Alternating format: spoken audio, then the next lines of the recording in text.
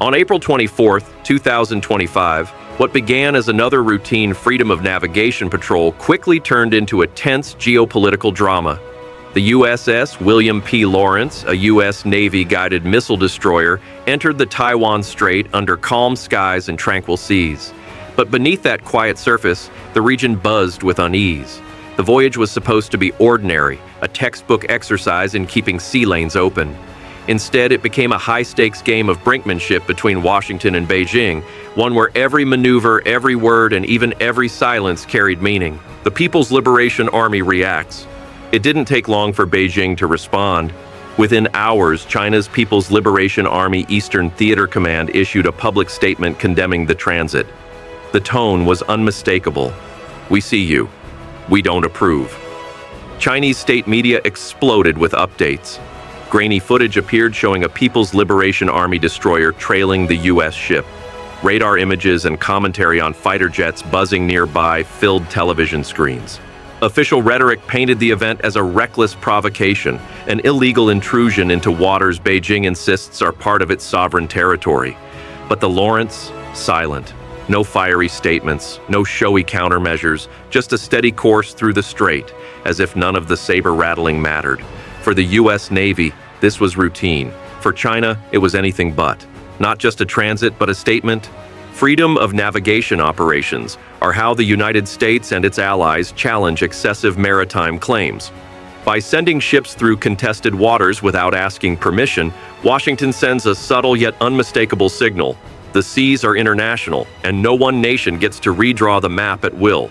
The Taiwan Strait, narrow and strategically vital, is one of the most sensitive of these flashpoints. To the U.S., it is as open a thoroughfare as the Strait of Gibraltar or the English Channel. To China, however, it is a domestic passage, a view at odds with international law. So when the Lawrence made her passage, she wasn't just sailing. She was making a legal and strategic declaration. America sails where it pleases, without clearance from Beijing. Shadow games at sea and in the air. China's military response was assertive but calculated. A People's Liberation Army Type 052D destroyer was dispatched to tail the Lawrence. Fighter jets, including advanced J-16s, circled the skies nearby. Yet the interactions stopped just short of crossing the line into provocation that might trigger a U.S. reaction. Rules of engagement in the Taiwan Strait are delicate. One radar lock, one aggressive maneuver, one miscalculated flyby could spiral into confrontation. Both sides knew the stakes and both played just shy of escalation. Still, as the U.S. destroyer pressed forward, unchanging speed, steady course, it became clear that Washington was testing Beijing's resolve as much as Beijing was shadowing Washington's steel. Silent, but not alone. Though the Lawrence looked alone on the surface, she almost certainly wasn't. Military satellites tracked the region in real time. Submarines likely prowled beneath the waters. Surveillance aircraft monitored from afar. Every move was backed by layers of intelligence and strike capability. China's forces knew this. Their shadowing wasn't just about keeping eyes on one ship. It was about reading the broader picture, gauging the extent of America's support and deterrence measures. The bigger chessboard. The timing of the transit was no coincidence. Just as the Lawrence exited the strait, the U.S. and the Philippines launched Exercise Balikatan, their largest joint military drill to date. More than 14,000 troops, warships, missile batteries, and aircraft took part in live-fire rehearsals across sea and shore. This wasn't just about the Taiwan Strait, it was about shaping the wider battle space. By running drills just south of Taiwan, the U.S. and its allies underscored that freedom of movement and deterrence extend across the Pacific. For Beijing, the message was sharp. Washington wasn't just passing through, it was positioning. Beijing pushes back with propaganda.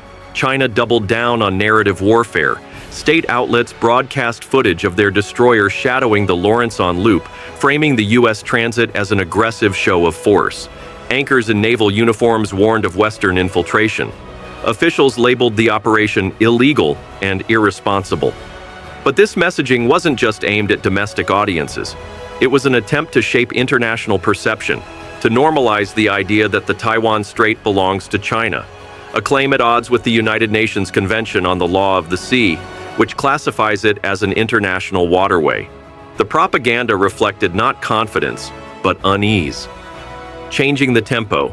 For years, Beijing's strategy relied on the assumption that Washington would eventually back down, hesitate, compromise, or seek de-escalation. But the Lawrence's steady transit without hesitation or adjustment challenged that assumption. In geopolitics, tempo matters. Who sets the pace determines who frames the rules. On April 24th, it wasn't Beijing calling the rhythm, it was Washington. And that change rattled the PLA. Reports surfaced of unusual activity, warships suddenly deployed from maintenance, increased aerial patrols, unexplained radar interference.